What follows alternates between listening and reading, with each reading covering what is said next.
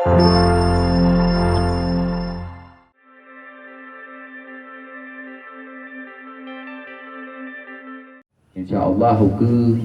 dengan dukungan dari Kementerian Pertanian, program katanya dari Kota Lhokseumawe untuk pertanian modern ini bisa kita wujudkan dengan bantuan sarana dan prasarana pertanian baik alat maupun sarana lainnya.